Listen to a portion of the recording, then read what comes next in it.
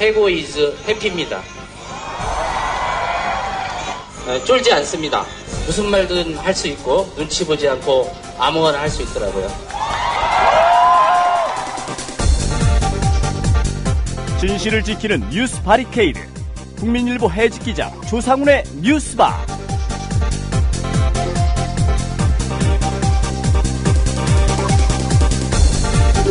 정치자 여러분 안녕하십니까. 2월 27일 목요일 뉴스바입니다. 오늘 아침 뉴스바가 마련한 뉴스 메뉴부터 소개해드리겠습니다. 현호석 경제부총리가 어제 종교인에 대한 과세 의지를 거듭 밝혔습니다. 소득 있는 곳에 세금 있다는 대원칙에서 종교계만 예외일 수 없다는 얘기입니다. 종교계 일각의 강력한 반발과 논란이 예상됩니다. 이 문제를 짚어온 참여연대 조세재정개혁센터 신원기 간사를 오늘 이슈탐험에서 연결합니다. 일본군 위안부 피해를 겪은 할머니들의 쉼터인 경기도 광주시 태초면 나눔의 집에 인권센터가 건립됩니다. 16살에 싱가포르로 끌려가 고난의 삶을 살았던 김화선 할머니가 2012년 작고하기 전 의미 있는 일에 써달라며 기부한 6천만 원을 종잣돈 삼아 여기까지 온 겁니다. 나눔의 집 안신권 소장을 오늘 초대석에서 만나보겠습니다. 오늘 요일별 코너 오보의 역사가 준비되어 있습니다. 2012년 여름 KBS 9시 뉴스가 때리고 밀치고 유치원 교사 원생 학대 논란 이런 리포트를 내보냈습니다. 기억하시는 분들이 계실 텐데요. 이 리포트에 어떤 문제점이 있었는지 미디어 오늘의 정철훈 기자와 함께 짚어보겠습니다. 잠시 광고 들으시고 김용민 PD와 함께 조간신문 살펴보겠습니다. 학교폭력 예방 앱 스마트 보디가드. 스마트폰 왕따 문자 등 사이버 학교폭력이 6배 이상 늘었습니다. 학교폭력은 언제나 욕설, 모욕, 협박과 같은 폭력 문자를 동반합니다. 그런 학교폭력 문자만을 감지하여 부모님께 알려드립니다. 미리 알면 예방할 수 있습니다. 구글 플레이에서 학교폭력 예방 전문 어플 스마트 보디가드를 설치하세요. 지금 설치하고 먼저 무료 이용해보세요.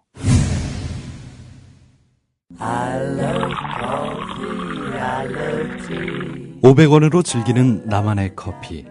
원두 쇼핑몰 헝그리 커피. 최정상급 로스터가 1년 이하 최고급 뉴크롭 생두를 로스팅해 즉시 배송해드립니다. 대량 구매 시 가격이 할인됩니다. 검색창에 헝그리 커피를 검색하세요. 헝그리커피.com. 헝그리 커피에서 원두를 구매하시는 분들께는 차량용 국민TV 스티커 2매를 함께 보내드립니다. 안녕하세요. 참여연대 회원이며 망원시장에서 우리 매장을 운영하고 있는 서정래입니다. 지난 2012년 우리 시장 근처에 홈플러스가 들어서게 되었습니다. 저를 포함한 130여 명의 시장 상인들은 5번이나 영업을 중단하고 천막농성을 벌였습니다. 여기에 참여연대와 시민단체들이 힘을 보탰고 주민들도 서명으로 함께 해주셨습니다. 그 결과 작년 12월 31일 망원역 홈플러스 익스프레스는 문을 닫았습니다. 전통시장과 함께 살기 위해 기업형 슈퍼마켓이 문을 닫은 첫 번째 사례입니다. 하지만 국회는 민생법안 처리를 미루고 정부는 별 관심을 보이지 않는데요. 그래서 항상 을들의 편에서 함께 싸우고 있는 참여연대가 더 소중하게 느껴집니다. 국민TV 라디오 청취자 여러분, 전국의 을들과 함께하는 참여연대 회원이 되어주십시오. 전화 02-723-5300을 통해 가입하실 수 있습니다.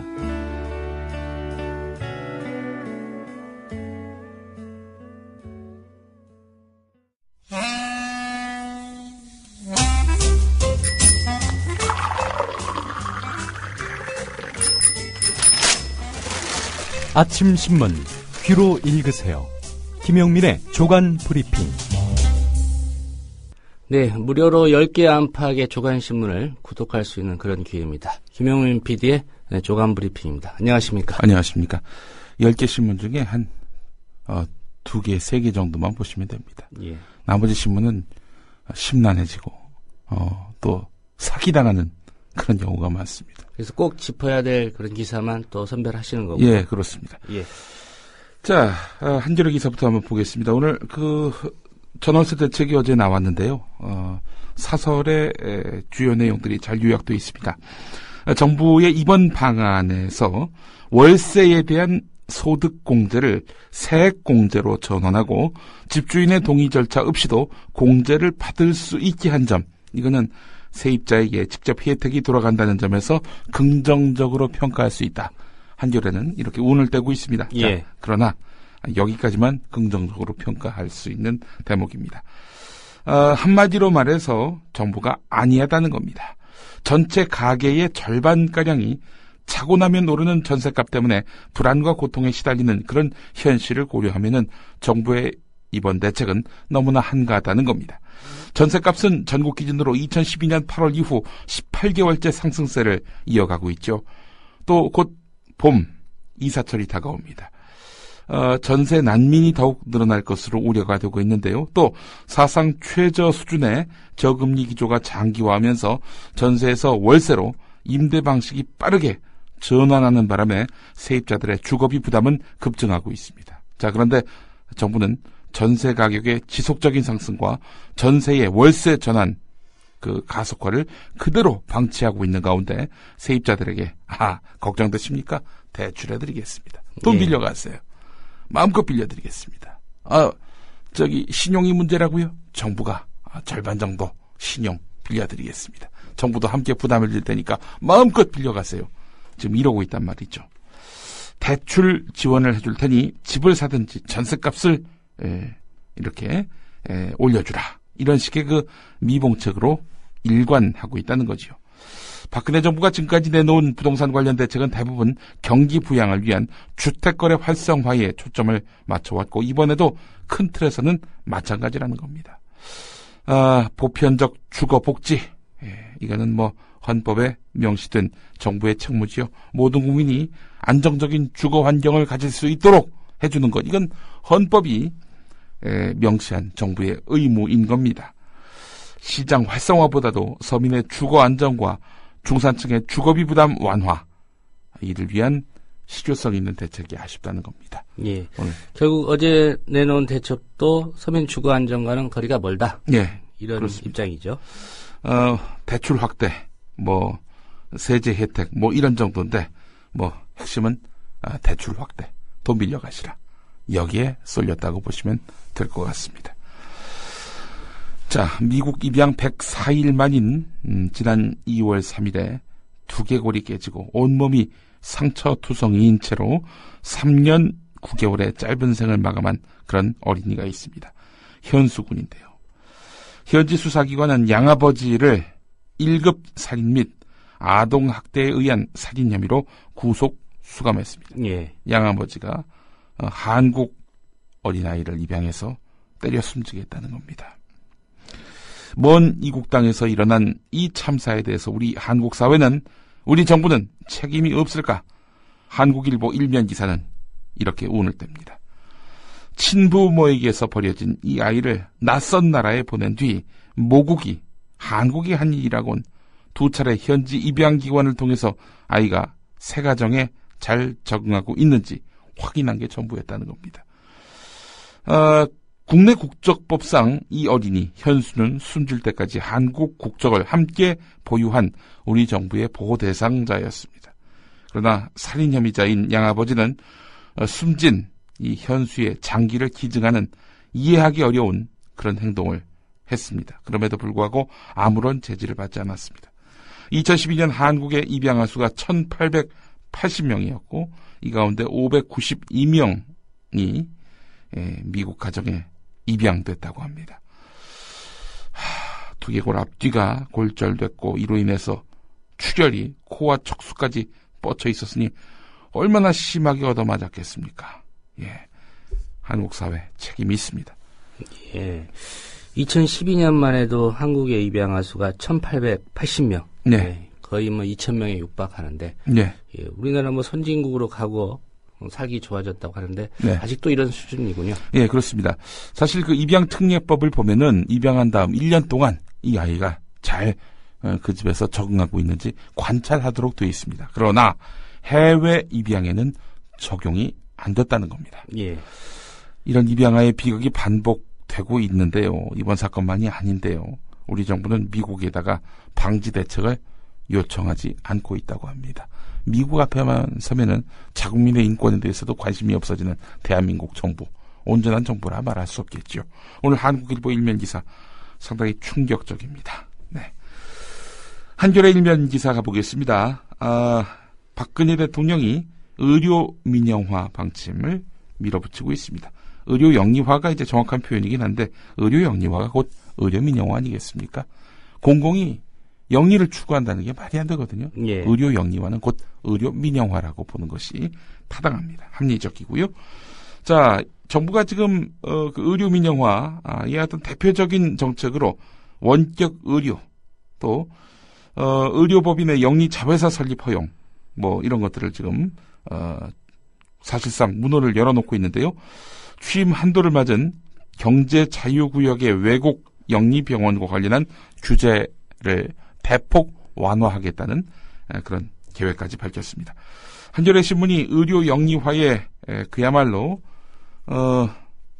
누군가에게는 선진국으로 불리는 그런 미국 칠레에서 공공의료 시스템이 어떻게 됐는지, 의료 영리화가 본격적으로 시행된 이후 공공의료 시스템은 어떻게 바뀌었는지 심층적으로 취재했는데 먼저 오늘 칠레의 사례가 소개가 됐습니다. 예.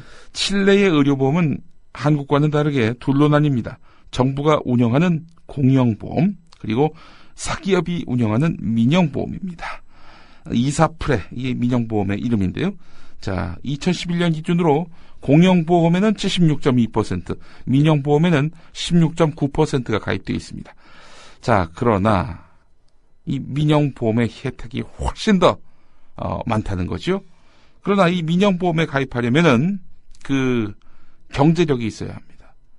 아울러 좋은 병원에서 진료받으려면은 그냥 그 민영보험에 가입한다고 되는 문제가 아니라 더 많은 보험료를 평소에 내야 한다는 것이죠. 자, 의료 영리화가 본격적으로 시행된 다음 칠레는 어떻게 바뀌었느냐? 공공의료가 낙후됐다는 겁니다. 예. 돈이나 부자들이 다 이렇게 그 영리병원에 몰리다 보니 공공의료 시스템이 부실해지는 건 너무나 당연한 거 아니겠습니까? 그 상식이 현실이 됐다는 겁니다. 서민은 공공보험에 가입하고 부자는 민영보험에 들었는데 이러다 보니까 이 공공의료 혜택을 받으려는 사람들 그냥 공공의료가 낙후되다 보니까 이제 진료를 기다리다가 결국 죽는다는 겁니다. 공공병원은 의사와 병상이 패부족이라는 겁니다. 반면에 민간병원은 비싼 의료비 장벽 때문에 서민이 감히 접근을 못한다는 거죠. 소득의 10%를 보험료로 내는 민영보험 가입자들. 의료비 지출 비중이 OECD 가운데 최고 국가라고 합니다. 칠레가 말이죠. 예. 한 해 수조 원 버는 보험사들 누구나 다 손님으로 받느냐. 또 그것도 아니라는 거예요. 성인 여성이 가입을 한다고 하니까 어이구 임신하실 거 아니에요. 애 가지면은 돈이 더 들겠네 하면서 가입을 못하게 했다는 거예요. 보험 가입 자체를 거부한단 말이죠. 그렇습니다. 예. 또 희귀 질환자가 점점 치료비가 불어나니까 이젠 뭐 당신 더 이상 뭐 보험 혜택 못 드리겠어요. 또 이러고 있다는 거예요. 자, 민영보험의 실태는 이러합니다. 공영보험 가입자들은 어떠냐? 돈 못 벌고 발병률 높은 계층들, 이 질 낮은 의료 서비스를 받고 있는데 설문조사를 해보니까 30% 못 되는 사람들이 공공병원에 만족한다 이렇게 말을 했다는 겁니다. 70%가 불만족스럽다 이렇게 얘기했다는 거죠. 자, 우리가 지금 칠레의 길을 걸으려 한다는 겁니다. 이런 길이라면 과연 여러분들이 동의하시겠습니까? 자, 한겨레 1면 또 관련 4면 기사 주목됩니다. 예. 칠레 현지를 취재한 기사입니다. 예, 그렇습니다. 한국일보 6면으로 가보겠습니다. 검찰이 국가정보원의 비밀주의 문을 뚫을 수 있을까?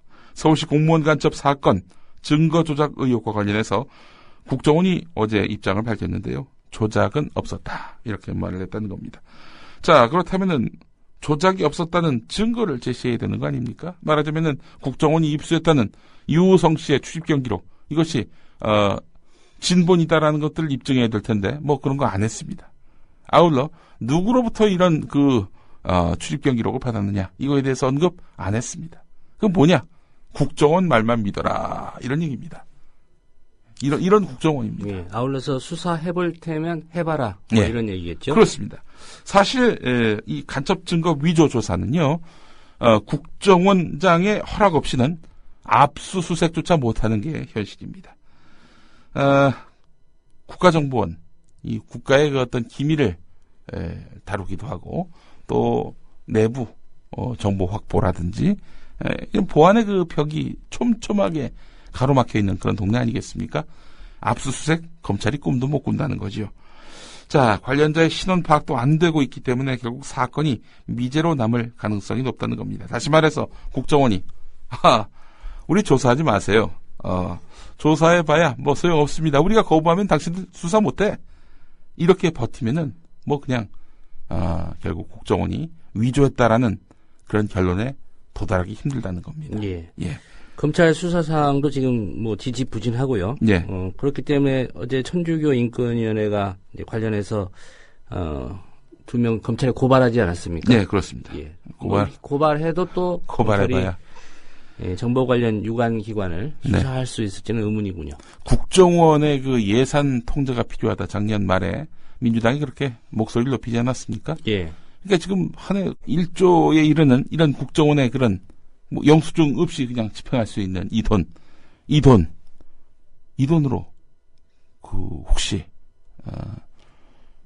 댓글 알바 부대를 이렇게 운용한 거 아니냐라는 의혹도 가능한 거 아니겠습니까? 사실 뭐 수사 과정에서 일부 민간인 조력자들에게 국정원 돈으로 네. 수당을 지급한 게 또 드러나기도 했고요. 예, 그렇습니다. 예. 그래서 국회에서 국정원이 돈을 어디다 어떻게 갖다 쓰는지 이런 것들을 좀 파악할 수 있도록 예산 통제권을 갖도록 하자 국회가 이렇게 민주당이 주장을 했지만은 국정원이 거부를 했고요. 또 여당이 여기에 동조했고요. 그러니까 앞으로 그 1조에 이르는 돈 국정원이 또 마음대로 쓸 수 있도록 그냥 내버려 뒀어요. 그러니 이런 그 국정원 이건 여러분 보안입니다. 여기 접근하지 마세요. 이러면 다 그냥 문제가 해결되는 이런 국정원이 괴물이 돼가고 있다면 여러분 이런 국정원의 이른바 비밀주의의 문을 용납하실 수 있겠습니까? 국정원의 벽을 검찰이 넘을 수 있을까? 뭐 이미 정답은 다 나와 있는 것 같습니다. 못 예. 넘을 것이다. 예. 자, 오늘 한겨레가 또 관련한 기사를 실었습니다. 오면에 관련 기사가 있는데요. 국가정보원과 검찰이 수사했고 또 기소한 유우성 씨. 자, 유우성 씨의 간첩 혐의 과연 사실일까? 1심에서는 무죄로 판결이 났지요. 중국 정부가 유우성 씨의 항소심 재판부에다가 국정원, 검찰이 내놓은 증거가 위조다 이렇게 밝혔죠. 자, 그 유우성 씨의 중국과 북한을 넘나든 출입경 기록에 대해서 국정원은 사실과 부합한다라고 주장했다고 방금 소개해드렸죠. 자, 그런데 국정원의 이런 주장은 국정원 검찰의 이전 수사 또 기소 내용을 정면으로 부정하는 꼴입니다. 국정원 말대로 이번에 유우성 씨의 출입경 기록이 위조된 게 아니라면은 유우성 씨 간첩 행위의 유일 증거를 할 수 있는 보강 진술은 조작된 셈이다. 이런 얘기입니다. 예. 그러니까 이게 무슨 얘기냐면요. 1심에서 보면은 검찰이 유우성 씨가 이제 북한에 있는 가족들이 걱정돼서 두만강을 도강하는 방법으로 입국을 했다는 거죠. 아니 출입경 기록에 출입 이렇게 나왔다는 거 아닙니까? 2심 재판부에다가 국정원과 검찰이 내놓은 증거를 보면은 예. 통상적으로 북한에 들어간 건데 1심에서는 검찰이 그 강을 건너서 몰래 들어갔다는 얘기 아니에요. 그러니까 1심과 2심의 주장이 다른 거예요, 검찰이. 뭐예요, 도대체 이게. 기소 내용이 서로 다른 걸로 봐서는 이번 국정원의 이 유우성 씨 출입경 기록은 진본이다라는 주장 자체가 일단 말이 안 된다는 거죠. 예. 예. 관련한 기사가 오늘 한겨레 오면에 있습니다. 자, 동아일보 일면 기사를 보니까 말이죠. 1,700만 명의 개인정보가 또 털렸다는 그런 기사가 나왔습니다. 지난달 국내 신용카드 3사의 고객정보 1억 4천만 건이 유출되는 사상 초유의 사태로 고조된 국민의 불안감이 채 가시기도 전에 대규모 개인정보 유출 사건이 또 터진 겁니다. 자, 이번에는 의사와 한의사 같은 전문 직업인 단체 홈페이지 등이 이 독학으로 해킹을 공부한 20대 해커들에게 무방비로 뚫려서 이렇게 털렸다는 겁니다. 예. 자, 독학을 해서 해커가 된 사람이 뚫었다는 겁니다. 네, 정보를 잘 다루는 분이군요. 예, 그렇습니다. 예. 그렇다면은 이 카드 정보 유출, 그 당시에 그 악몽이 채 가시기도 전에 이런 사건이 터졌는데 이 독학을 한 해커가 뚫었다는 이 사실만 보면은 우리 사회의 어떤 정보 보안이라고 하는 것이 얼마나 허술한지를 단적으로 드러내고 있는 것이 아닌가 이렇게 볼 수 있을 것 같습니다. 중앙일보 일면으로 가보겠습니다. 미국이 이제 베트남 정부하고 그 협정문을 만들었는데 우리하고는 맺은 협정 이런 겁니다. 핵 연료 제조를 위한 우라늄 농축 또 재처리 하지 않는다. 우리하고는 이렇게 협정문을 맺었어요. 근데 예, 베트남하고는 금지를 명시를 했는데 네. 예, 베트남하고 맺은 협정에는 그 내용이 빠져 있단 말이죠. 그렇습니다. 예. 이게 핵 재처리에 대해서 우리는 못하게 하고 베트남은 하게 했다. 이런 얘기입니다. 자, 이 사안을 그 중앙일보가 접근하기는 왜 우리는 핵 재처리를 허용하지 않느냐. 뭐 이런 관점으로 가고 있는데 베트남도 못하게 해야죠. 마땅한 거 아니겠습니까? 우리 보고 핵 재처리 하게 해달라. 이런 식의 그 논조라면은 이건 좀 문제가 있습니다. 예. 예. 일단 그 중앙일보는 한미 협정과 아무래도 형평성 논란이 있지 않겠느냐 이런 식으로 이야기를 하고 있습니다. 자, 동아일보 일면 기사를 보겠습니다. 채널 A가요. 시청자 만족도 8분기 연속 종편 1위를 기록했다는 소식입니다. 지상파인 MBC보다도 높았다. 그러니까 이제 종편 1위긴 하지만 지상파와 다 따져봤을 때도 MBC를 제쳤다. 이런 얘기입니다. 다양성, 신뢰, 유익, 공익성 부문 1위를 기록했습니다. 이 채널A가 과연 어떤 방송이냐. 5.18은 그 북한군이 개입됐다. 이런 말도 했었고요. 특정 여성 의원을 거명하면서 다리가 예쁘다. 뭐 이런 성희롱성 발언도 했었고요. 또 이 아시아나 항공기가 샌프란시스코 공항에서 그야말로 사고가 났을 때 예. 중국인 희생자가 있었잖아요. 한국인이 아니어서 다행이다. 뭐 이런 말도 했었고요. 이런 채널A가 시청자 만족도 8분기 연속 종편 1위라니 도대체 이게 어떻게 나온 내용인가? 이 조사 주체가 정보통신정책연구원이군요. 예, 그렇습니다. 예. 종합 편성 채널의 유리한 기준을 이렇게 만들다 보니까 이렇게 채널A가 MBC보다도 높은 그런 상황이 발생하기도 했다라는 분석이 오늘 미디어 오늘의 인터넷판에 나와 있습니다.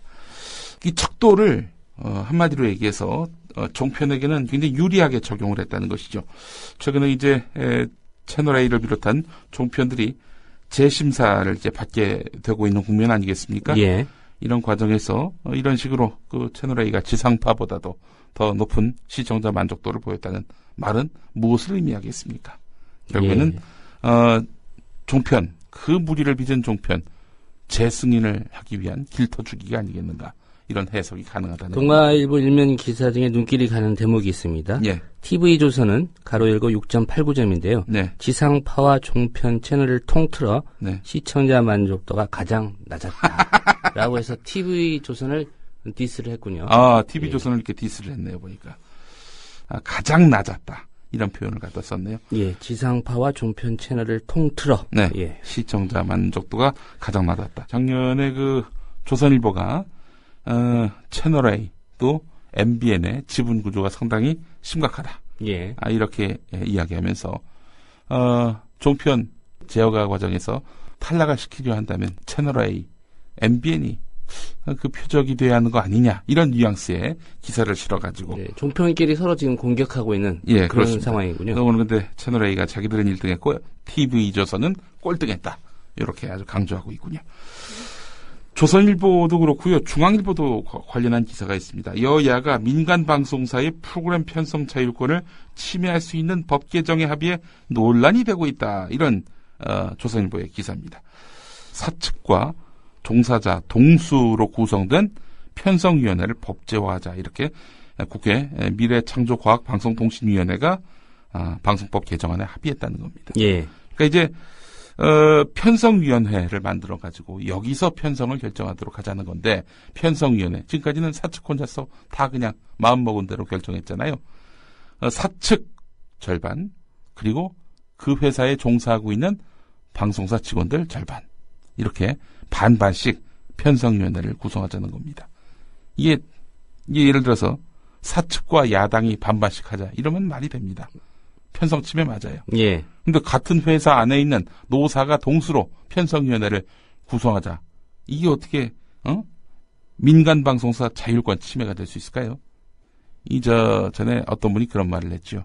언론의 자유와 언론사 사주의 자유를 혼동해서는 안 된다. 이 사주 자율권 침해라는 얘기. 그렇죠. 사주 자율권 침해인데 이거를 방송사 자율권 침해라고 조선일보가 오도하고 있는 겁니다.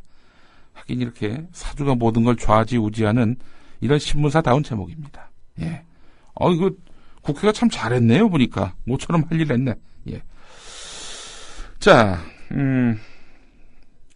방송은 분명히 알아둬야 할 것이 공적 자산입니다. 이거를 개인이 좌지우지해서는 안 됩니다. 종편은 방송 아닙니까? 전 국민의 90% 가구에 이렇게 방송이 나갈 수 있는 케이블 채널에 의무적으로 전송되고 있는 종편이라면은 마땅히 공공적 그 감시 또 제재, 통제 장치가 있어야 됩니다. 민간 방송사 안에 노사 동수로 편성위원회 구성하자고 하는 제안이 어떻게 민간 방송사 자율권 침해가 될 수 있습니까? 조선일보다운 제목입니다. 자, 조선일보가 그 대한문 앞에서 시위를 벌인 쌍용차 노조 원들을 상대로 해서 도시 미관을 해치고 온갖 그 명분을 들이대면서 못하게 했습니다. 결국 조선일보가 그렇게 주장한 대로 정부가 받아들였고요. 경찰 또 구청 정부가 총동원돼서 대한문 앞에 있던 그런 노동자들을 쫓아냈습니다. 예. 이 노동자들의 아픈 사연 이런 것들은 왜 관심이 없어요? 그냥 시끄럽다, 미관을 해친다 이렇게 해서 내쫓았습니다. 조선일보가 오늘 12면에 좀 다른 듯한 기사지만 한맥락인 기사를 실었습니다. 밤을 빼앗은 시위 소음, 법은 듣고만 있었다. 이 이야기는 뭐냐면은 바로 이틀 전에 있었던 서울광장에서의 국민 총파업 집회, 그 당시 소음이 지나치게 높았다는 겁니다. 자, 서울광장, 대한문 비슷한 공간이죠. 한 공간입니다. 그 바로 옆에 무엇이 있느냐? 코리아나 호텔이 있습니다. 코리아나 호텔이 있는데 시끄럽다. 도시미관을 해친다. 저는 코리아나 호텔 때문에 이런 기사가 나왔다고 봅니다. 법은 듣고만 있었다. 앞으로 법을 제대로 적용해서 광화문 앞에서 우리 코리아나 호텔이 있는 그런 지역에서는 이런 시위가 못하도록 철저하게 통제하라. 이런 주문이 오늘 지면에 실렸다고 저는 보고 있습니다. 예. 여기까지 하겠습니다. 김용민 PD였습니다. 막간 퀴즈입니다. 실수요자의 주택 구입 부담이 완화되도록 디딤돌 대출을 금년에 최대 12만 가구 11조 원을 지원하고, 현우석 부총리 말처럼 정부는 올해 대출 규모를 대폭 늘리기로 했습니다. 그러나 가계부채 천조 시대가 열렸습니다. 이는 은행에서 돈을 빌리지 못한 취약계층이 제2금융권의 고금리 상품으로 내몰리고 있다는 뜻이기도 합니다. 제2금융권으로 아닌 것을 골라주세요. 1번 러시앤 캐시, 2번 새마을금고, 3번 저축은행, 4번 SC캐피탈, 5번 농협상호금융. 정답을 아는 분은 답과 함께 연락 가능한 이메일 주소를 남겨주세요. 두 분을 추첨해 음반을 선물로 드립니다.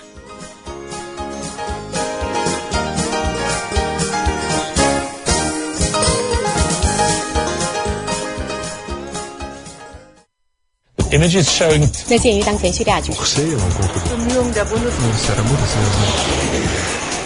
국제뉴스 한반도 정세를 한눈에 황준호의 월드 리뷰.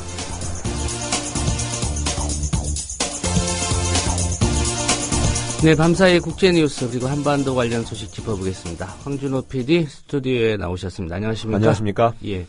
존 케리 미 국무장관이 북한을 좀 강도 높게 비난했습니다. 예, 케리 국무장관이 어제 MSNBC 방송과의 인터뷰에서 북한은 지구상에서 가장 폐쇄적이고 잔인한 나라 가운데 하나라는 것은 의심할 여지가 없다라고 하면서 우리 모두가 아주 걱정해야 되는 사악한 일이 벌어지고 있다는 말을 했습니다. 예. 또 부패와 인권 침해 상황을 언급하면서 122mm 대공화기를 이용해서 사람들을 처형하면서 주민들한테 그런 장면을 보도록 강요하고 있다고 말했습니다. 이어서 북한은 사악한 곳이다 이렇게 얘기하면서 적용할 수 있는 모든 법 규정을 적용해서 제재해야 된다고 강조했습니다. 예, 이 워딩만 놓고 보면 조지 부시 전 대통령이 했던 이른바 악의 축 발언 이게 좀 연상이 됩니다. 예, 부시 전 대통령이 2002년 벌써 12년 전이 됐네요. 이란, 이라크, 북한 세 나라를 악의 축이라고 불렀는데 그 뒤에 미국은 실제로 이라크에다가는 군사 공격을 했고 또 북한하고는 그해 10월부터 2차 북핵 위기가 시작됐었습니다. 그런 과거를 돌아볼 때 케리 국무장관의 악이란 표현에 대해서 북한이 강하게 반발할 가능성이 높습니다. 예, 이 존 케리 국무장관 대표적인 그 대북 대화파 아닙니까? 그렇습니다. 그래서 이번 발언이 조금 이상하게 들리기도 하는데요. 한번 꼬아서 생각해 보자면 앞으로 북한하고 뭔가 대화나 이런 것들을 하기에 앞서서 사전에 미국 내에 있는 어떤 반북 여론 이런 것들을 좀 달래려고 북한을 역으로 우선 한번 세게 쳤다 이렇게도 해석할 수 있는 것 같습니다. 예. 그런데 오바마 정부가 그동안 보여줬던 북한에 대한 무신경, 무정책 이런 것들로 볼 때 방금 말한 그런 것은 정말 그야말로 꼬아서 생각하는 거고 어떤 방향으로건 정책을 변화시키기 위한 신호탄이라고 보기는 어려울 것 같습니다. 또 케리는 기본적으로 대선 후보를 했던 거물 정치인이기 때문에 그런 정치인의 멘탈리티를 가지고 했던 발언으로 보는 게 더 나은 것 같습니다. 예. 북미 관계가 더 안 좋아질 것도 없고요. 또 안 좋게 된다고 해서 케리의 이번 발언을 탓할 사람도 미국에 없어 보입니다. 예. 사실 미국 정가에서 이 케리 국무장관 좀 비판을 받고 있지 않습니까? 예, 국무장관이 여러 나라를 쏴다니고 있어도 별 성과도 못 만들어내고 있다는 비판이 워싱턴 포스트, 또 월스트리트 저널 이런 주요 언론에 요즘에 등장하고 있습니다. 전임 힐러리 국무장관이 최다 출장 기록을 세웠었는데 케리는 그 힐러리보다 더 빠르게 출장 기록을 쌓아가고 있는데요. 예. 그렇지만 원칙이나 방향 이런 것들은 없고 이리저리 뛰어다니기만 한다라는 비판이 나오고 있습니다. 워싱턴 포스트에는 케리가 이끄는 미국 외교는 세계의 경찰은커녕 규율반장, 그러니까 영어로 표현으로는 홀 모니터라고 하던데요. 예. 홀 모니터도 못하고 있다 이런 칼럼이 실렸습니다. 예. 우크라이나 사태도 한번 짚어보겠습니다. 동남부의 크림반도, 여기 러시아가 욕심낼 수 있다 이런 전망도 나오고 있는데요. 예, 우크라이나 사태를 우선 간단히 요약해 보자면 친서방 성향의 시위대가 들고 일어나서 친러시아 성향의 야누코비치 대통령이 도피했고 그러면서 의회 의장이 현재 임시 대통령을 맡게 됐습니다. 친서방 정치 세력이 정치 권력을 잡은 건데요. 어제 군 통수권까지 이 사람들한테 넘어갔으니까 야누코비치 전 대통령이 힘을 되찾을 가능성은 현재로서는 1%도 안 된다고 볼 수 있습니다. 예. 그렇지만 그 후에 동남부 지역의 다수파인 친러시아 성향 시민들이 새 중앙정부에 반대하는 시위를 벌이고 있는데 그 중심에 크림반도가 있습니다. 예. 말씀하신 크림반도 어떤 곳입니까? 우크라이나의 아래쪽 그리고 터키의 위쪽에 있는 바다가 흑해고 그 우크라이나의 흑해 쪽으로 혹처럼 붙어 있는 땅이 그 크림반도인데요. 우크라이나의 영토지만 러시아 사람들이 60%가 살면서 사실상 여긴 러시아라고 불러도 과언이 아닌 그런 땅입니다. 예. 러시아의 흑해 함대가 여기에 있는 걸로 볼 때 지정학적 요충지라는 것을 쉽게 알 수 있습니다. 러시아 제국이 18세기에 병합했었는데 그 러시아 제국이 흑해 또 발칸반도 이런 데로 패권을 넓히는 것을 우려한 유럽 열강들이 19세기 중반에 크림 전쟁이라는 전쟁을 벌이기도 했습니다. 이렇게 오랫동안 러시아와 서구 사이에 주요 각축장이 되어 왔는데 1954년부터 우크라이나 땅이었다가 이번에 친서방 정부가 들어서니까 분리독립해야 된다 이런 목소리가 주민들한테서 나오고 있습니다. 예. 앞서서 새로운 중앙정부, 이 과도정부에 반대하는 시위도 벌어지고 있다고 말씀하셨는데 예. 시위 상황은 어떻습니까? 연일 수천 명의 시민들이 크림반도 곳곳의 도시에서 지금 시위를 벌이고 있습니다. 최대 도시인 세바스토폴의 시청사에는 그저께부터 우크라이나 국기가 내려지고 러시아 국기가 올라가기 시작했는데요. 이 지역의 정서를 상징적으로 보여주는 장면이었습니다. 그리고 세바스토폴 시의원들은 러시아계 기업인 출신을 새 시장으로 설치를 하면서 정당성 없는 우크라이나 임시정부로부터 우리의 자치권을 보호하기 위한 조치다. 이렇게 설명했습니다. 중앙의 과도정부가 대통령을 쫓아내고서 러시아계 사람들을 러시아계 사람들이 많이 사는 동남부 지역에다가 러시아어를 공용어로 못 쓰게 한 조치를 내린 적이 있었는데요. 그런 예. 좀 무리한 정책이 오히려 그 동네 사람들을 좀 크게 자극했습니다. 예.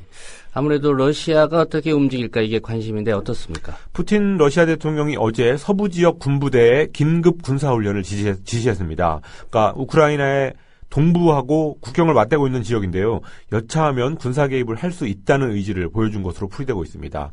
또 러시아 하원에서 독립국가연합문제위원회 위원장을 맡고 있는 사람은 그저께 그 크림반도의 수도 심페로폴이라는 도시를 방문해서 우크라이나에 사는 러시아 사람들이 안전을 위협받을 경우에는 우리가 동포들을 보호할 거다라고 말했습니다. 또 세바스토폴에 있는 러시아 흑해함대는 러시아와 우크라이나 국경 부근에다가 장갑차를 대거 배치하기도 했습니다. 예.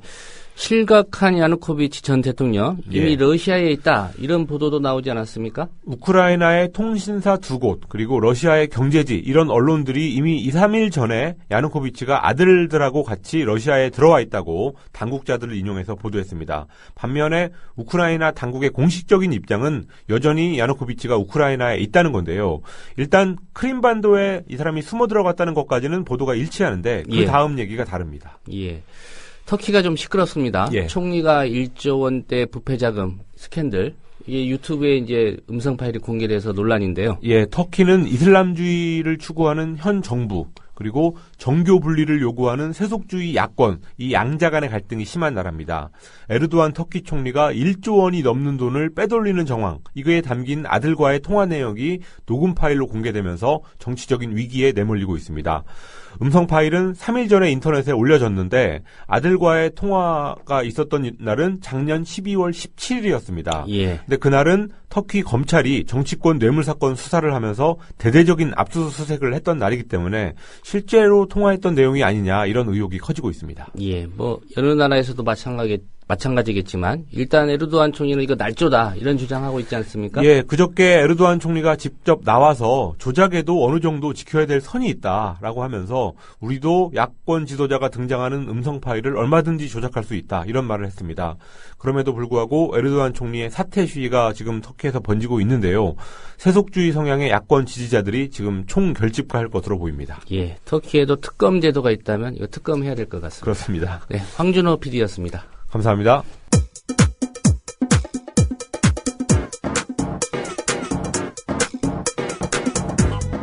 조상훈의 뉴스바. 이제는 이슈 탐험입니다.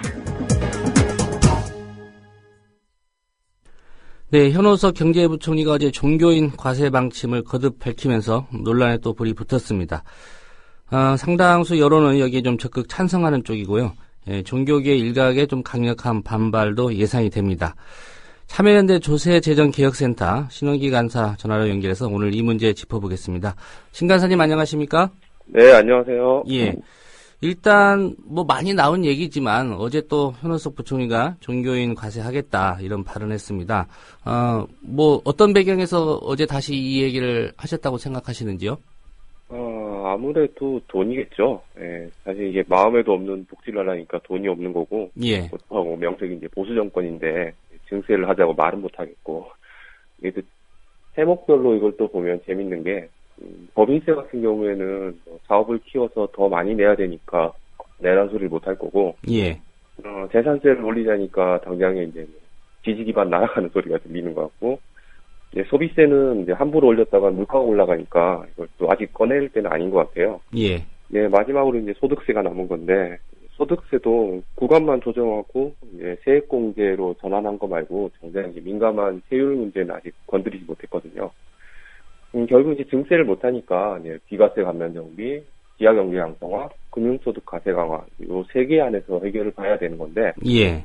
이런 맥락에서 어제 언급하셨던 대로 임대소득세 과세 문제나 종교인 과세는 지하경제 양성화 차원에서 내놨다 이렇게 해석이 되고요. 파생상품 과세 문제는 금융소득 과세 강화 차원에서 그렇게 내놨구나 하시면 좀 이해하시기 편할 것 같아요. 예. 뭐 종교인 과세 문제는 이제 그 여러 가지 세금을 좀 더 걷어들여야 되는데 그 대책의 일환 이 정도로 보면 되겠군요. 네, 그렇게 해석하시면 될 것 같아요. 예. 뭐, 다 아시는 것처럼 종교계 대표적인 좀 조세 사각지대다 이런 평가인데요. 종교계 비과세로 누락되는 세수가 대략 얼마쯤 되는지 혹시 파악하고 계신가요? 일단 대략적인 평가가 추가적인 세수 효과는 일단 미비할 거다라는 게 지금 대부분의 예상이고요. 예. 적게는 100억에서부터 시작해서 많게는 1000억까지 예상이 드는데, 예. 일단 기본적으로 이 과세 대상으로 분류할 이 종교계에 대해서 정확한 통계 자체가 좀 부실해요. 그래서 누가 얼마나 어떤 형태로 이걸 가지고 있느냐에 대한 정보가 사실 부족한 상황이라서, 예. 도출된 추계 자체를 그대로 좀 믿기는 사실 무리가 좀 있는 게 맞습니다. 예. 사실 걷어봐야 안다는 게 정답 같아요. 예. 100억에서 뭐 최대 1000억이라고 한다면 이게 어떤 네. 세수 증대 효과보다는 좀 상징적인 의미로 좀 다가가는 거 아닌가 이런 생각이 드는데 어떻습니까? 일단 상징적인 의미라고 해석을 해도 될 것 같고, 사실 1000억이라는 금액이 저희가 매번 이제 조 단위로 이제 뭐 말씀드리다 보니까 되게 작게 느껴지는데, 사실 1000억도 그렇게 작은 수치는 아니에요. 1000억 원이면 서울시에 있는 무상급식 예산의 거의 대부분을 차지하는데요. 1000억도 그렇게 적은 수치는 아닙니다, 사실. 예. 사실 종교계 과세 문제, 뭐, 지난 정권 아주 오래 전부터 좀 여러 차례 얘기가 됐었는데, 여러 번 시도를 했지만 번번이 무산이 되지 않았습니까? 그 네. 이유는 뭐라고 보십니까? 아무래도 이제 사회적으로 너무 민감한 부분이다 보니까요. 여러 가지 사유가 있을 수 있는데, 일단, 뭐, 반대하시는 쪽에서 뭐, 입장들을 조금 들어보면, 목회자에 대해서 어떻게 바라볼 거냐, 그다음에 세법상에 명시가 되지 않았다, 성직자에게 과세하는 건 이중과세 아니냐, 뭐, 요런 이제 이유들로 좀 반대를 하셨는데요. 예. 그런 것보다는, 조금, 현실로 좀 가지고 와서, 좀 다루는 쪽에서 좀 조심스럽게 바라보는 것 같아요. 사실 작년 연말 같은 경우에도 종교인 소득과세를 이제 기타 소득으로 분류해서 소득세를 부과하겠다. 이게 여야 합의로 이제 이루어진 상황인데, 예. 이제 언제 어떻게 거둘 거냐는 문제로 이제 2월로 미뤄졌거든요. 이게 막상 2월이 되니까 이제 종교계 얘기를 좀 들어봐야 된다. 그래서 또 4월로 미뤘어요. 얼마 전에. 예. 이게 이 선거를 앞둔 이제 정치인한테 이제 증세는 어떻게 보면 이제 무덤과 같다는 말인 것처럼, 아무래도 6월에 지방선거를 앞두고 종교계의 눈치가 좀 보이는 게 아닌가라는 그런 생각이 좀 들어요. 예. 실제로 이제 한국 기독교 시민 총연합회 같은 데서는 이게 종교인 과세에 찬성하는 국회의원과 정당에 대해서 낙선 운동을 하겠다. 그럼 뭐 협박 아닌 협박을 지금 하고 있는 상황이라서. 예. 아무튼 그런 면에서는 정말 쉽지 않은 문제다. 그렇게 좀 보입니다. 현실적으로 본다면 뭐 4월에 논의해서 국회에서 이게 통과된다는 것도 보장할 수는 없겠군요. 아무래도 4월에는 현실적으로 지금보다 더 어려울 거예요, 아마. 지방선거를 불과 2달 앞두고 있는 시점이 되기 때문에요. 누가 그렇게 손대겠습니까? 예. 사실 뭐 종교인들 또 종교기관들 이 선거철 되면은 또 각 당의 후보들이나 정치인들이 또 그런 곳을 방문합니다. 표를 의식하지 않을 수밖에 없는 것 같은데, 네. 그래서 이 종교인 과세 문제 좀 계속적으로 좀 지연됐다 이렇게 보시는 거죠? 네, 아무래도 이 유권자층이 적극적으로 이제 투표를 하시는 유권자들이 상대적으로 많다 보니까, 예. 아무래도 뭐 표로 먹고 사는 정치인들 같은 경우에는 눈치를 안 볼래 안 볼 수 없는 상황이죠. 예. 이 종교인 과세 문제에 반발하는 그 곳을 한 군데 언급해 주셨는데, 뭐, 네. 그것 말고 주로 반대하는데, 그리고 그분들이 반대한다는 주장, 그러니까 이중과세다 이렇게 말씀하셨는데, 그러니까 한마디로 헌금도 내는데 왜 세금도 떼냐 이 얘기입니까? 그러니까 세금 뭐 이제 헌금을 납부하시는 분들이 이미 과세를 하고 이제 교회에다 저걸 내기 때문에 여기서 한 번 더 이제 성직자에게 과세를 하는 건 이중과세다 이런 주장인데요. 그 헌금하시는 분의 입장에서 뭐 그런 얘기 할 수도 있겠지만 이 종교인들이 그런 얘기를 한다는 건 논리적으로 맞지 않은 것 같은데요. 뭐 그렇게 따지면 세상에 이중과세로 물리는 쪽이 되게 많겠죠. 예를 들면 뭐 공무원들 같은 경우도 그렇게 따지면 이중과세가 되는 거고요. 예. 그런 면에서는 조금 이해가 안 가는 면이 있긴 하는데, 뭐 일단 주장들은 일단 그렇습니다. 뭐 가장 논란이 됐던 게 이제 목회자들을 어떻게 볼 거냐, 이걸 직업을 직업이 과연 이제 봉사하는 직업인데 이걸 과연 근로자로 볼 거냐, 근로자로 본다면 이걸 과연 근로소득세를 부과할 수 있느냐, 이 문제인데요. 예. 크게 보면 이 근로라는 측면에서 과연 어떤 걸 근로라고 봐야 되고 어떤 걸 봉사라고 봐야 되는 건지 저는 조금 의문이 들긴 해요. 예. 세법상에 명시가 되지 않았다는 주장도 되게 강력하게 나오는데 세법상에 사실 명시는 안 되어 있어요. 근데 세법상에 또 재밌는 게 명시는 안 되어 있는데 헌법상에는 이게 모든 국민은 납세 의무를 지게끔 나와 있거든요. 예. 세법상에 없다고 해서 헌법에 명시되어 있는 의무를 저버릴 수 있는 건지 저는 거기에 약간 의문이 드는 건 사실입니다. 예. 종교인 역시도 모든 국민 안에 포함되는 국민이기 때문에요. 네. 예. 말씀하신 종교인의 그거를 봉사로 볼 거냐, 근로로 볼 거냐, 이런 네. 시각의 차이가 있다고 말씀하셨는데, 네. 많은 국민들 입장에서는 사업으로 보는 분들도 있는 것 같습니다. 다양하게 보시네요. 예. 제가 질문 드렸던, 주로 이제 종교인 과세에 대해서 반발하는 단체, 또 네. 그분들의 주장, 말씀하셨는데, 단체는, 한기총 말고 또 다른 곳이 있습니까? 단체를 좀 구체적으로 일일이 다 나열드리긴 좀 그런 것 같고요. 예. 아마 좀 일부 보수 성향의 개신교 쪽에서 좀 반발이 심한 걸로 알고 있습니다. 예. 결국 과세가 될지 안 될지 모르겠지만, 제도화돼서 과세를 하더라도, 관심이 가는 게 이제 세율이라고 봅니다. 네. 기타 소득으로 분류하게 되면, 세율이 어떻게 되는지 하고요. 만약에 이걸 네. 근로소득으로 한다고 하면 어떻게 되는지 좀 설명해 주시겠습니까? 네. 이게, 기타 소득으로 만약에 분류가 되면, 기타 소득은 강연이나 이런 걸 이제 기타 소득을 잡거든요. 예. 기타 소득이 4.4% 부과를 해요. 세율이요? 네. 그래서 이제 8년 전 통계를 보면, 이제 성금 규모가 약 6조 2천억 정도 되는데, 여기다 4.4%를 부과하면 예상 세수가 200억 내외다. 이런 추측이 나오는 근거가 되는 거죠. 예. 네. 근로소득세로 만약 부과를 하게 되면, 소득세 최고 세율이 이제 38%거든요. 예. 1억 5천 이상 38%인데, 그런 걸 감안하면 4.4%가 과연 타당하느냐, 너무 낮지 않느냐, 이런 주장이 나오는 것도 사실이에요. 예.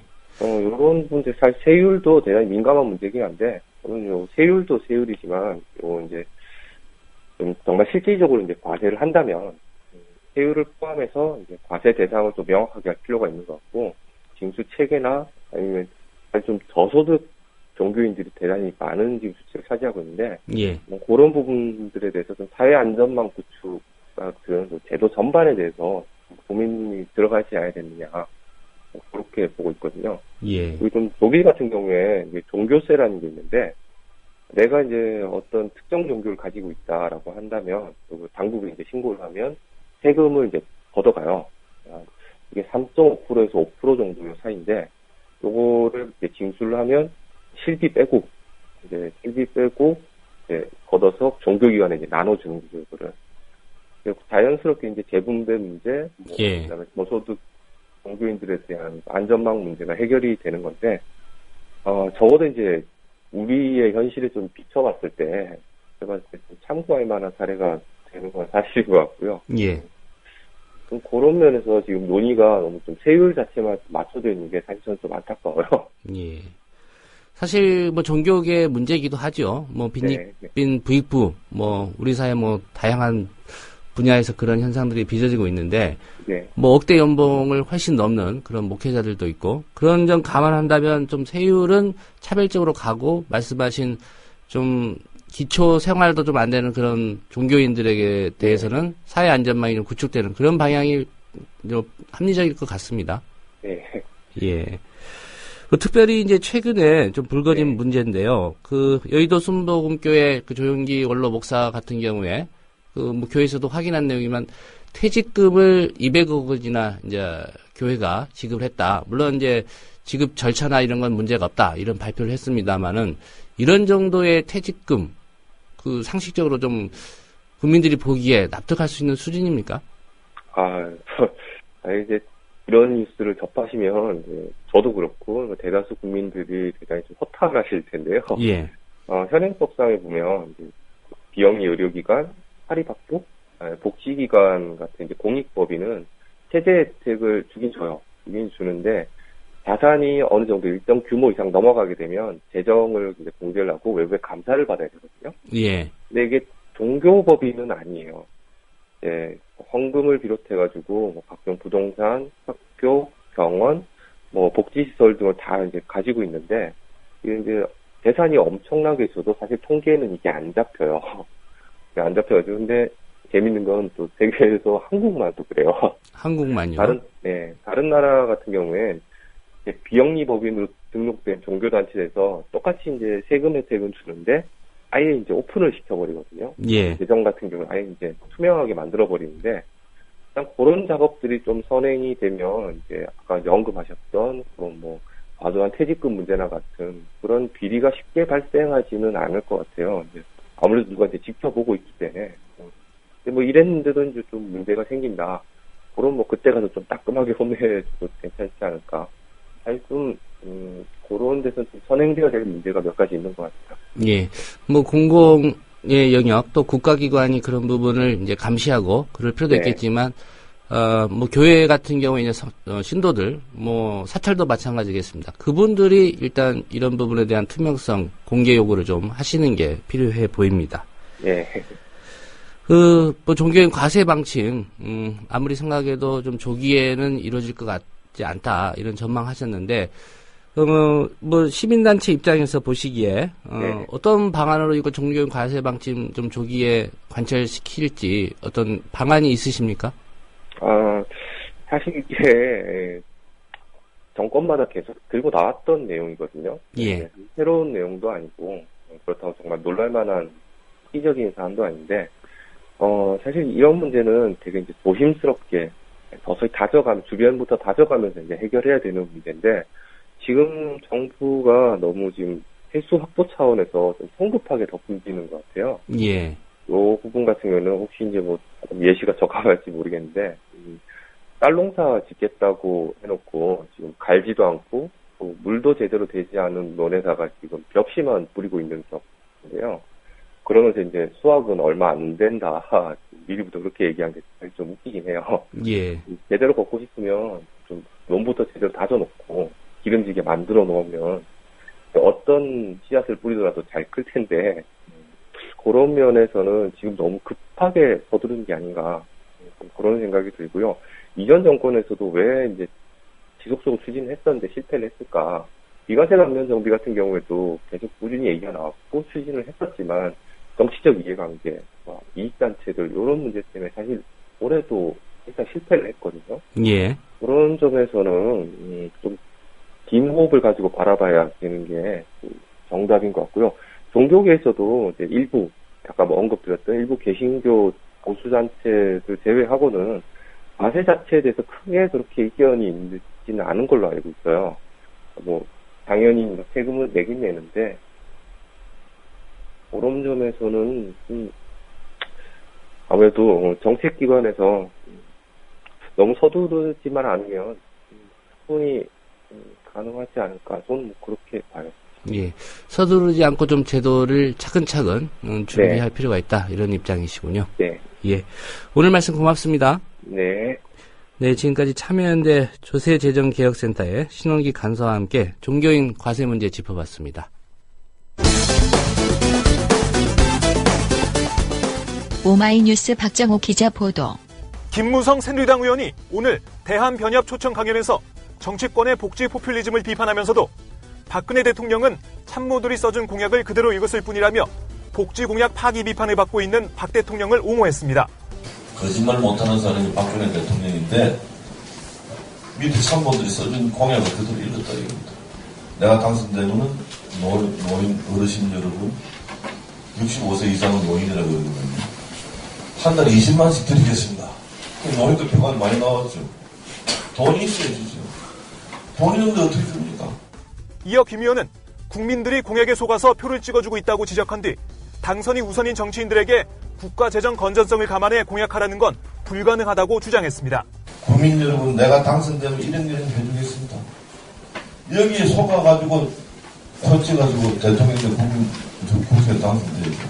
정치인들에게 국가 재정 건전성을 감안해서 공약을 해라 하는 요구를 하는 것은 불가능한 일입니다. 우선 당선되고 봐야 되니까 그렇게 되겠습니다. 지난 대선 당시 박근혜 캠프 총괄 선대본부장으로서 참모들을 지휘했던 김무성 의원. 김 의원은 대선 공약 파기 문제를 참모의 잘못으로 돌리며 박 대통령을 두둔하려 했지만 최고 참모였던 자신의 무능함을 자인한 꼴이 됐습니다. 선거 공약은 거짓말이다. 박근혜는 그냥 낭독만 했을 뿐이라던 김무성. 지난 대선 때 총괄 선대 본부장으로서 무슨 말을 하셨더라. 제 경험으로 보면은 선거에는 왕도가 없다고 생각합니다. 우리에게는 특별한 비책이 없습니다. 박근혜 후보의 국민을 향한 진정성이 최고의 전략입니다. 지금까지 해온 대로 뚜벅뚜벅 민생 행보를 계속하고 박근혜 표 새정치 실천을 통해서 책임 있는 변화를 이끌어내겠습니다.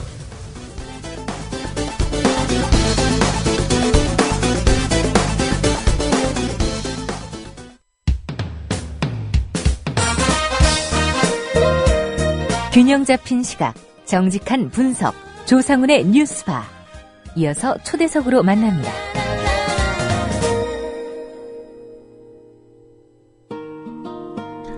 네, 16살에 일본군 위안부로 끌려가서 고통스러운 삶을 사셨던 김하선 할머니 기억하실 겁니다. 2012년에 작고하셨죠. 김하선 할머니는 타계하시기 전에 의미 있는 곳에 써달라면서 무려 6천만 원을 기부하셨습니다.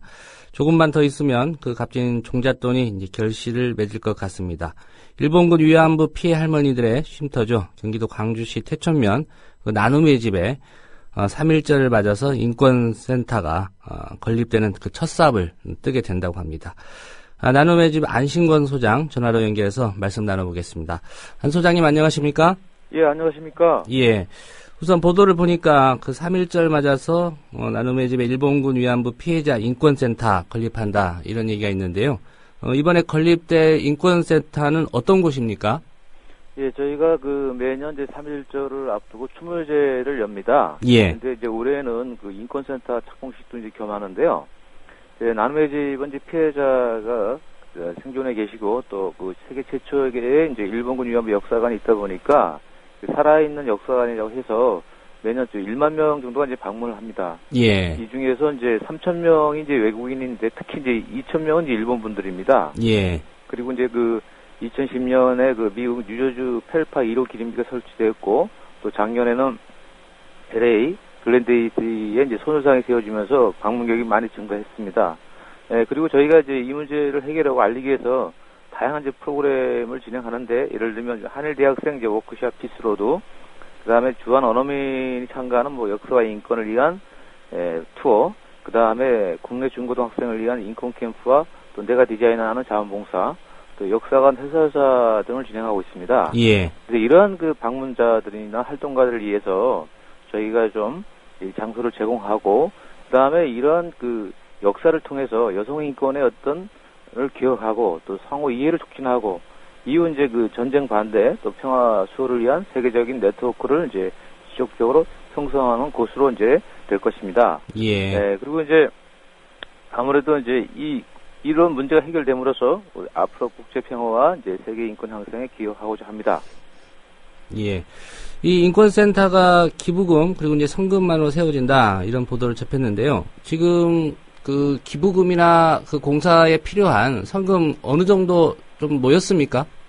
예, 지금 저희가 그 김하선 할머니 기부 이후에 그래서 많은 분들이 동참을 해줬습니다. 특히 그 일본 방송인 사유리 씨가 이제 참여했고 또 김구라 씨, 또 예. 국대 총학생회, 또 우리요가, 또 고양시에 있는 사법연수원생들, 또 그 홋카이도 그에 계신 분들, 또 우리 그 학생들이 벼룩시장을 열어서 때 했고요. 또 유캔 펀딩을 통해서 한 뭐 2,200명이 참가했습니다. 예. 그다음에 뭐 충주여고, 또 인천외고, 그래서 지금 한 5억 목표에 3억을 모금했습니다. 그래서 2억이 지금 모자라는데 착공과 동시에 이제 모금을 병행하고 있습니다. 예. 그 방송 들으시는 분들 중에 이 모금에 참여하실 의사를 갖고 계신 분들 어떻게 하면 되나요? 저희가 이제 전용 후원 계좌가 있습니다. 예, 후원 계좌로 불러드려도 됩니까? 예, 뭐 나눔의 집 홈페이지에도 안내가 돼 있죠. 예. 그래서 예. 농협에 돼 있고요. 2211-57-51-032-241 예금주는 나눔의 집입니다. 예. 그리고 이제 저희 전화번호가 031-768-0064인데 일로 이제 전화 주시면은 자세히 안내해 드리겠습니다. 예. 뭐 미처 기록을 못 하신 분들은 그 인터넷 나눔의 집 홈페이지 누리집 가서 확인하시면 될 것 같고요. 예. 특별히 일본인들 참여가 많았다고 들었는데요. 어느 정도나 됩니까? 지금 저희가 그 일본 쪽은 작년에 저희가 그 할머니들 모시고 이제 홋카이도 증원 집회 또 일본 도쿄와 교토 증원 집회 이후에 그게 이제 공지가 됐고 예. 그래서 그 모금을 시작한 지는 얼마 안 됐습니다. 그럼에도 불구하고 한 100여 명 정도가 지금 참여하고 있고요. 예. 그래서 좀 그 아무래도 그 일본은 이쪽에 뭐 송금 문제나 제한이 좀 있습니다. 그래서 저희가 이제 특별하게 그 일본 분들을 위해서 지로를 개설해서 지금 이렇게 이제 모금 활동을 하는데 그 작년에 그 증원 집회에 오셨던 많은 일본들이 할머니들의 어떤 피해 역사를 듣고서 많이 울었습니다. 예. 그래서 이런 역사를 우리가 반드시 기억을 해야 되고 해결해야 된다. 그렇게 하면서 많은 분들이 동참하고 있습니다. 예.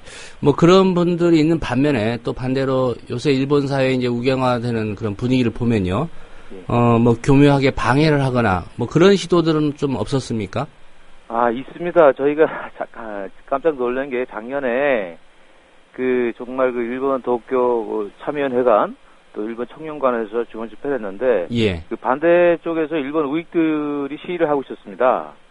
예, 그래서 그 반대를 하고 있고 그렇지만 그런 분들이 이제 피해 역사를 정확히 몰라서 이제 그렇다고 생각하고 그래서 저희는 지속적으로 이 문제를 일본의 그 시민단체와 활동가들을 통해서 많이 알려야 되겠다 이렇게 하고 있는데 어쨌든간에 그 일본의 우익들이 조직적으로 이렇게 협박이나 또 방해를 하고 있습니다. 예. 이 3.1절 맞아서 착공을 하신다고 하셨는데, 완공이 되기까지는 어느 정도 걸릴 걸로 예상하십니까? 예, 뭐, 저희가 이제 1년 정도면 공사가 끝나는데, 예. 이제 재정적인 문제 때문에 한 2년을 잡고 있습니다. 예, 그래서 저희가 순수 민간 보금을 통해서 하기 때문에 어떤 그 여러 가지 재정적인 어려움이 있습니다. 예. 그래서 이 방송을 듣는 청취자분들께서 많이 좀 도와주시면은 조기 착공도 준공도 가능할 것 같습니다. 예. 대략 1년 정도 보시는데, 재정 상황 감안하면 한 2년까지도 보고 계신다, 이런 말씀이고요. 예. 예. 혹시 완공이 되면, 네. 일본 정부기관의 뭐 대표자, 뭐 아베 총리가 될 수도 있고요. 또, 이런 역사를 제대로 알아야 되는 일본 사람들, 완공됐을 때 혹시 초청해 보실 그런 계획은 없으십니까? 저희가 그러지 않아도 참 좋은 생각이라고 생각하고요. 예. 저희가 2012년 8월 달에 일본 중의원 참여원 721명에게 우리 할머니들이 그린 우편 엽서로 초대장을 발송하였습니다. 일본 국회의원 전원에게요? 예. 그런데 마침 그때 이제 카사야 아키라 의원이 10월 달에 방문했고, 예. 지금은 이제 일본 내에서 할머니 문제를 많이 알릴 역할을 하고 있습니다. 예. 그래서 저희가 이제 이번에는 그 아베 총리 부인을 좀 같은 여성으로서 초청하려고 합니다. 예. 그래서 그 할머니들과 대화를 진지하게 나누면서 할머니 아픔을 이해하고 그러면 어떤 그 해결에 도움이 되지 않을까. 그래서 이제 아베 총리보다는 그 부인을 좀 아케이 여사를 이제 초청하려고 합니다. 예. 나눔의 집 인권센터가 완공이 되면 아베 신조 일본 총리의 부인을 초청하시겠다 이런 말씀이시고요. 네. 특별히 최근 일본 정부의 그런 우경화, 또 그 공영방송인 NHK 모미 회장 이런 사람들도 이제 망언을 지금 잇따라 하고 있는데요. 네. 이런 상황 보시면 아무래도 그 위안부 피해 할머니들이 가장 착잡하실 것 같습니까? 하실 것 같은데 요새 분위기는 좀 어떻습니까? 할머니들 말씀하시는 거나 이런 내용이요. 그렇죠. 분명한 거는 이제 그 할머니들이 그렇게 피해를 당했고, 그 다음에 국제사회, 특히 그 유엔 산하의 유엔 인권위원회에서는 그 전쟁 범죄이자 인권유리 사건으로 규정을 했고요. 예. 근데 국제노동기구는 이거를 강제 노역에 해당한다고 또 했습니다. 그 다음에 작년 같은 경우는 유엔 고문 방지위원회에서 이건 분명 고문이다. 더 나아가서는 일본이 공식사죄와 책임자 처벌을 요구하고 있습니다. 예. 그럼에도 불구하고, 일본 자국에서는 이제 93년 고노다마가 나왔고, 고노다마는 이제, 우리 김학순 할머니 최초로 증언 이외에 많은 피해자들의 증언이 이어졌고, 이후 이제 일본 정부는 비공식적으로 피해 조사를 했습니다. 그리고 이제 우리가 접근하기 힘든 일본 방위청 도서관에서 일본의 주어대학의 요시미 요시아키 교수가 일본 정부와 군의 개입이 되어 있는 증거를 가지고 발표를 했고, 그래서 고노 담화가 나왔는데, 그런 부정을 하는 것은 반역사적인, 반인권적인 행동이다. 그리고 이제 할머니들 입장에서는 할머니들 가슴에 대못을 받는 것이다. 이렇게 이제 생각하고 계시거든요. 예. 고노다마 언급을 하셨는데, 지금 이제 일본 정부 입장에서는 이거 학술적으로 재검증하겠다. 이런 주장하지 않습니까? 결국 고노다마 이거 없었던 걸로 하겠다. 이런 움직임 같은데, 결국 일본 정부가 그렇게 간다고 하면 어떤 문제점이 이 위안부 할머니 피해 문제에 대해서는 발생하는 거죠? 일본이 부정한다고 이 역사가 사라지는 게 아니고, 일본이 고노다마를 부정하는 순간 일본은 인권적인 국가로 전 세계에 낙인이 찍히는 겁니다. 일본의 국익에도 전혀 도움이 되는 게 아니고, 그리고 2007년도 미국 하원에서 마이크 폰다 의원, 일본의 3세 의원이 중심이 돼서 결의안이 통과되었고, 그다음에 그 위에 이제 펠팍을 비롯해서 기린비가 설치됐고, 또 이제 LA 글렌데이스의 손오상이 설치된 것은 미국이나 전 세계인들이 이것은 전쟁 범죄다 이렇게 인정하는 거거든요. 그럼에도 불구하고 고노다마를 부정하는 것은 일본이 어떤 전 세계를 향해서 우리는 반인권주의 국가라고 공포하는 거랑 똑같은 겁니다.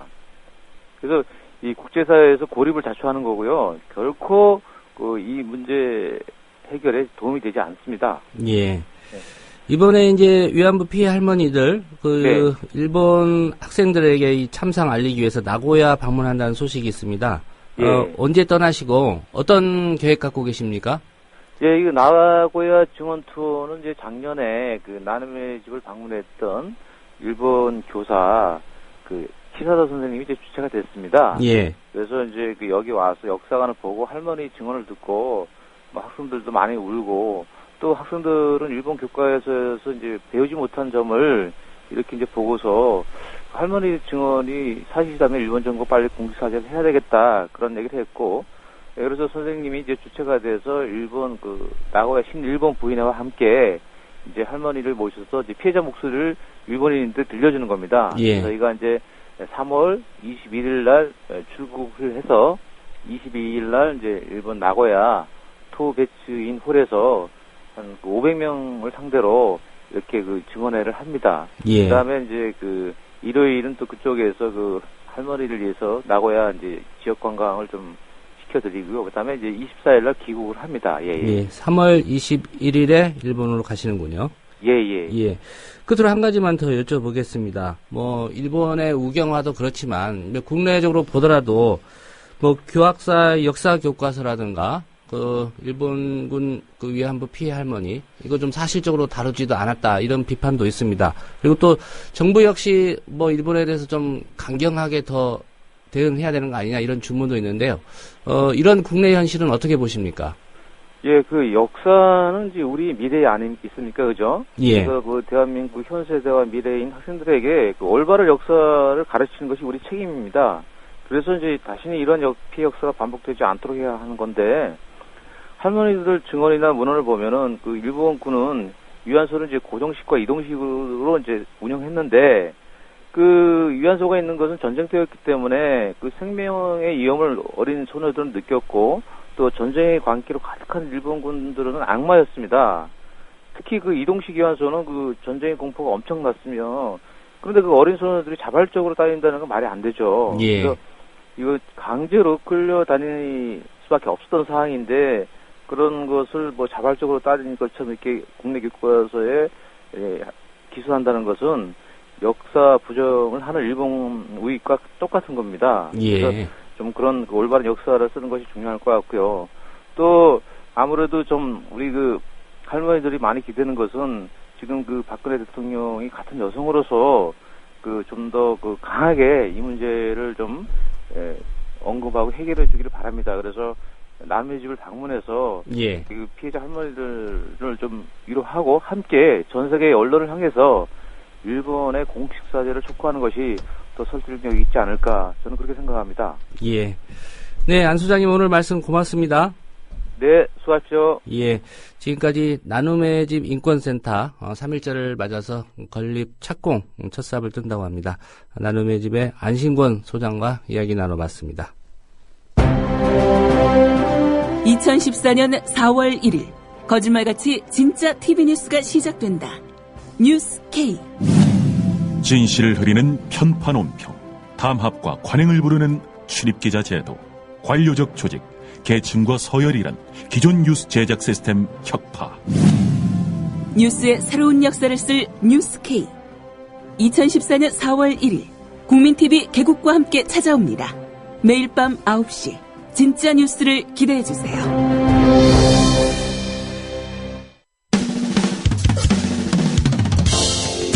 여러분은 지금 국민일보 해직기자 조상훈이 진행하는 국민TV 라디오 아침 시사 프로그램 조상훈의 뉴스바와 함께하고 계십니다.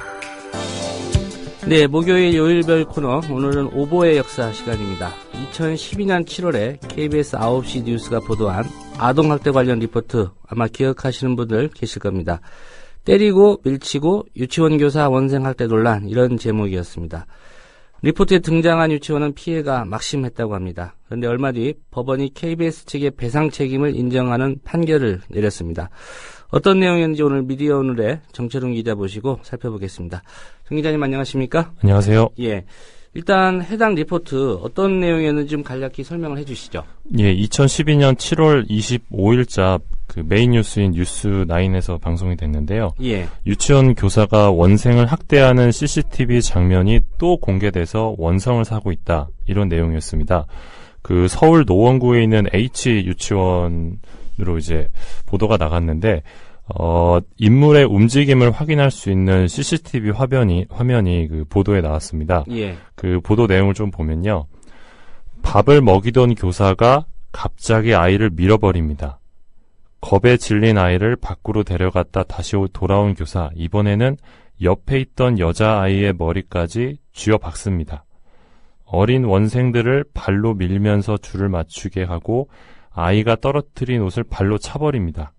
밥 먹다 딴 곳을 잠시 쳐다봤다고 또 혼을 냅니다. 뭐 이와 같은 보도가 나와서 예. 굉장히 공분을 샀던 그 리포트였습니다. 예. 이게 이제 사실이라면 뭐 문제가 없다고 볼 수 있는데 일단 제 느낌으로는 지금 리포트를 읽어주셨는데 예. 보도가 상당히 좀 단정적이다 이런 예. 느낌이 드는데 어떻습니까? 예, 단정적이었고요. 또 이제 해당 리포트가 이제 모자이크 처리가 되기는 했지만 인물의 움직임이 드러나서 그 시각적으로도 그렇고 또 기자의 멘트도 그렇고 좀 이 학대 사실이 명확하다라는 인상을 줄 수밖에 없었는데요. 예. 당시 보도는 유치원 측이 학대 사실을 부인하다가 동영상을 보고는 이미 퇴직해버린 해당 교사의 책임으로 떠넘깁니다라고 이제 부연 설명을 하기도 했습니다. 예. 뭐 해당 유치원의 피해가 좀 만만치 않았을 것 같은데 보도 직후에 그 유치원 상황이 좀 파악이 됐습니까? 예, 그 화면에 해당 유치원의 간판 모습이 포함되는 등 이제 주변 사람들이 이 유치원이 어디인지 쉽게 알 수 있었고요. 예. 그래서 보도 직후에 이제 원생이 90명에서 60명으로 급격히 감소했고요. 이후에도 유치원생 미달 사태를 겪으면서 해당 유치원이 어려움을 겪은 것으로 알고 있습니다. 예. 이제 문제는 유치원 측이 소송으로 이제 이 법원까지 이 문제를 가고 가지 않았습니까? 예, 예. 1심에서 유치원 측이 승소를 한 걸로 알고 있습니다. 예, 맞습니다. 재판부가 유치원 측에 손을 들어준 배경, 어떤 이유가 있었죠? 간단히 말하면 아까 말씀드렸던 CCTV 화면을 예. KBS가 조작을 했다라고 판결을 했는데요. 예. 쉽게 말해서 KBS가 이 CCTV 영상을 내보내면서 각 세 개의 장면에 대해서 재생 속도를 2배속으로, 그러니까 2배 빠르게 돌려서 실제로는 가벼운 신체 접촉 장면인데 이걸 마치 아이를 때리는 것처럼 묘사했다라고 이제 판시를 했습니다. 예. 그러니까 재판부는 CCTV 편집 전 영상을 봤는데 이 영상에서는 교사가 아동을 때리거나 폭행한다고 단정하기는 어렵고 오히려 아동을 훈계하는 과정에서 가벼운 신체적 접촉을 한 것으로 보인다. 반면 편집 후 영상에서는 교사가 아동에게 다소 강하게 폭행을 하고 아이들은 그 폭행으로 인해 갑자기 밀려나거나 뒤로 물러나는 것처럼 보였다라고 이렇게 말을 했습니다. 재판부는 이거는 사실을 다소 과장한 것이 아니라 왜곡한 정도에 이르렀다고 봐야 한다라고 명시를 했고요. 예. 교사가 아이들에게 하는 행동을 왜곡한 것은 허위 사실을 보도했다고 볼 수 있다라고 밝히며 KBS 측에 4천만 원 배상 판결을 내렸습니다. 정정 보도까지 해서요. 예. 한마디로 이 조작된 그런 리포트였다. 예. 이게 법원의 판단이군요. 예, 맞습니다. 예. 이 문제의 리포트를 한 기자나 데스크, 이게 이 과정을 몰랐을 리가 없을 거란 말이죠. 재생 속도를 예. 빠르게 하면은 이게 폭행을 하는 것처럼 보일 수 있다. 이걸 예. 몰랐을 리가 없을 것 같은데, 그 의도적으로 결국은 이렇게 했다라고 봐야 될까요? 의도가 있었다고밖에 볼 수가 없고요. 법원의 판단도 그런 것 같고요. 예, 그렇습니다. 그러니까 그 당시 이제 재판 과정에서 이제 보도가 다소 과장됐다는 쪽은 KBS 쪽도 인정을 했던 걸로 알고 있는데요. 예. 그러나 그 동영상을 2배속으로 재생한 거는 이제 의도가 담겨 있었다고밖에 볼 수 없고요. 예를 들어서 이제 김용민 PD가 고양이를 되게 좋아하잖아요. 예. 근데 고양이를 들었다 놨다 하시는데 이걸 2배속으로 돌려서 보여준다라고 하면 고양이 학대 영상이 되거든요. 예, 쓰다듬는 것도 때리는 것처럼 보일 수 있고요. 그럼요. 예. 그래서 마찬가지로 이 장면의 재생 속도를 2배 빠르게 돌린 그 배경이 무엇이냐라고 한다면 2012년 7월 당시에 이 그 유치원이나 뭐 유아원에서 원생들을 학대하는 그런 영상들이 돌면서 논란이 됐었습니다. 예. 이 KBS 보도는 그런 논란이 이어지던 과정에서 일종의 후속 보도처럼 등장을 했던 건데 그 당시 상황을 반영을 해서 보도를 하는 과정에서 조금 무리를 한 것이 아닌가 싶고요. 이게 오보에 크게 두 가지 종류가 있는데 하나는 이제 의도와는 상관없이 실수를 하는 경우가 있고 예. 또는 의도가 반영된 왜곡이 있는데 이 경우는 이제 왜곡에 의한 보도라고 보여지고 그래서 윤리 문제가 상당히 있다라고 볼 수밖에 없을 것 같습니다. 예. 이 논란 이후에 이제 법원 판결까지 났습니다만 뭐 KBS가 그 부분에 대해서 사과를 하거나 어떤 적절한 대응을 한 적이 있습니까? 사과는 뭐 전혀 하지 않았고요. 예. 이 판결이 1월 12일 날 나왔는데 KBS는 1월 28일 날 항소장을 제출했고요. 예. 끝까지 법적으로 대응하겠다는 입장으로 알고 있습니다. 예. 뭐 해당 기자나 이 영상 편집한 뭐 데스크들의 입장도 없었고요. 예, 없습니다. 그리고 뭐 저희도 해당 기자랑 연락을 하고 싶었는데 연락이 안 됐고요. 예. 그러니까 유치원 측 변호를 맡았던 그 변호사와 이야기를 들어볼 수 있었는데요. 유치원 입장에서는 돈보다 명예회복이 더 중요했다라고 이야기를 하더라고요. 예. 그리고 이제 KBS가 왜곡 보도 이후 보여준 대응도 공영방송의 자세라고 보기는 어려웠다라고 말을 했는데요. 그 KBS나 MBC, SBS 또 뭐 조중동 같은 뭐 소위 메이저 언론 같은 경우 이러한 왜곡 보도에 대해서 다른 매체들보다 더 인정을 안 하는 경향이 있습니다. 예. 끝까지 이제 소송까지 간 다음에 그 대법원에서 확정 판결이 나면 그제서야 이제 뭐 울며 겨자 먹기 식으로 정정 보도를 내는 경우가 있는데 뭐 이런 경우도 그 사례 중에 여러 사례 중에 하나라고 보시면 될 것 같습니다. 예. 예, 유치원 측에서는 이걸 지금 그 민사적으로 법원에 소송을 제기한 겁니까? 예, 민사도 있고요. 예. 작년에 또 KBS를 상대로 기사 게재 금지 가처분 신청을 따로 냈는데요. 예. 이것도 이제 유치원 측의 요청이 받아들여져서 현재는 다시 보기 코너에서 해당 리포트가 삭제된 상태입니다. 예. 이 삭제는 작년 3월쯤에 이루어졌는데요. 그 당시 법원이 결정문에서 이렇게 얘기를 했습니다. 교사가 아동을 학대했다는 KBS 앵커의 단정적 멘트와 기사의 구성 및 편집으로 인해 시청자로 하여금 학대 행위라고 오해할 소지가 있었다라고 하면서요. 기자가 가장 상처받았을 아동들, 어린아이들에 대해서는 아무런 확인을 거치지 않은 점 등에 비춰 예. 객관적이고 공정한 보도였다고 보기 어렵다. 이렇게 판시했습니다. 예. 뭐 영상의 그 플레이 속도를 예. 조작해서 한 것도 문제였지만 예. 기사가 전체적으로 그 사실관계 확인 그리고 말씀하신 대로 피해를 입은 그 아동들의 어떤 입장 예. 이런 거를 포함하지 않아서 기사 자체가 좀 문제가 있었군요. 예, 그런 부분들이 전혀 고려가 안 됐었고요. 그 처음부터 이 유치원에서 학대가 이루어졌다라는 결론을 내고 취재를 하지 않았나 이렇게 예. 생각이 됩니다. 예. 그 말씀하신 대로 이제 당시의 사회 분위기가 이런 유치원이나 뭐 어린이집 아동 학대 이게 좀 문제가 됐던 시기였기 때문에 예. 뭐 추정컨대 우리도 하나 이거 좀 리포트 해야 되는 거 아니냐 이런 좀 압박감이 있지 않았을까 이런 생각이 좀 듭니다. 예, 이 기사가 나가고 나서 그 누리꾼들도 이제 공분을 했었는데요. 한 누리꾼은 뭐 이러고도 KBS가 수신료 인상을 운운할 자격이 있냐 뭐 이런 댓글을 달기도 했습니다. 그런데 오보로 판명이 난 상태인데 여전히 해당 리포트를 접했던 2012년 7월 당시의 누리꾼들은 예. 이 리포트가 사실이라고 믿고 있을 확률이 높고요. 또 이런 리포트들이 반복되다 보면 또 피해자들도 계속 늘어날 수밖에 없다고 봅니다. 예. KBS 측이 이제 항소를 했는데요. 예. 그 유치원 쪽 일단 1심 판결 받아놓고 나서 그래도 좀 억울함이 좀 해소됐을 것 같다는 생각이 드는데 예. 유치원 쪽의 어떤 입장은 없었습니까? 유치원 쪽 입장은 아까 말씀드린 부분인데 이제 예. 돈보다도 명예를 회복하는 것이 더 우선이었다라고 했고요. 또 KBS는 이제 국내에서 가장 또 공신력 있는 공영방송사로 알려져 있는데 이런 식으로 보도를 할 줄 몰랐다. 뭐 그런 입장을 들었습니다. 예.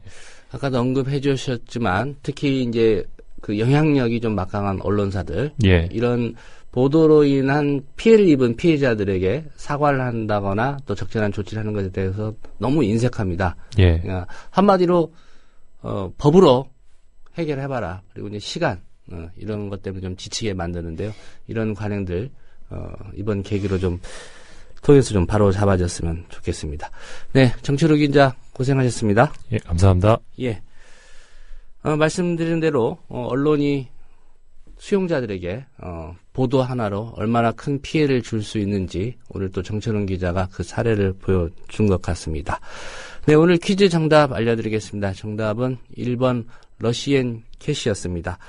네, 목요일 순서 저희가 준비한 소식은 여기까지입니다. 지금까지 제작에 김용민, 김효진, 박성재 PD가 수고해 주셨고요. 저는 조상훈이었습니다. 내일 7시 30분에 다시 뵙겠습니다. 들어주신 여러분 고맙습니다.